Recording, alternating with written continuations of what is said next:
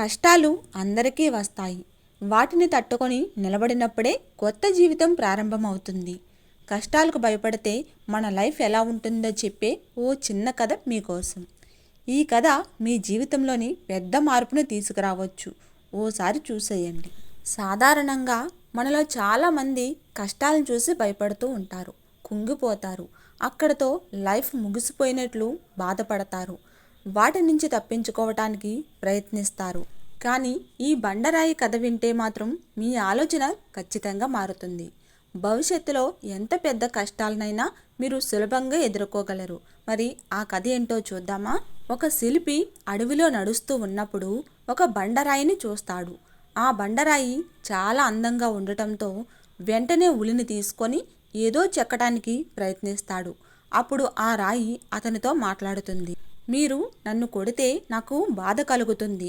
దయచేసి నన్ను వదిలేయండి. కావాలంటే వేరే బండరాయిని వెతకండి అని అంటుంది.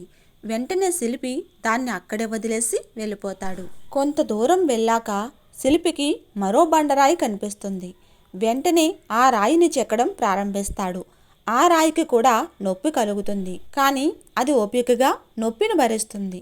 కొంత సమయం తర్వాత శిల్పి ఆ రాయిని వినాయకుడి విగ్రహంగా మారుస్తాడు.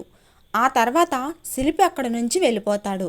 అప్పుడు ఆ దారిలో వెళ్తున్న ఓ సన్యాసి వినాయకుడి విగ్రహాన్ని చూసి నమస్కరించి వెళ్తాడు. గ్రామస్తులు కూడా ఆ విగ్రహాన్ని ప్రతిరోజు పూజించడం ప్రారంభిస్తారు. వారు వినాయకుడికి కొబ్బరికాయ కొట్టాలి అని అనుకుంటారు. దీనికోసం బండరాయిని వెతుకుతూ ఉన్నప్పుడు శిల్పి మొదట చూసిన రాయి కనిపిస్తుంది. దానిపై కొబ్బరికాయ కొట్టడం ప్రారంభిస్తారు. కొబ్బరికాయ ప్రతి దెబ్బ బండరాయిపై ఘాటు పెడుతుంది. ఒక్కరోజు శిల్పి దెబ్బలను భరించి ఉంటే ఇప్పుడు జీవితాంతం ఇన్ని దెబ్బలు పడాల్సిన అవసరం ఉండేది కాదు కదా అని బండరాయి బాధపడుతూ ఉంటుంది. ఈ కథలోని మొదటి బండరాయిలాగే మనలో చాలామంది కష్టాలను భరించలేక వాటిని తప్పించుకోవటానికి ప్రయత్నిస్తారు.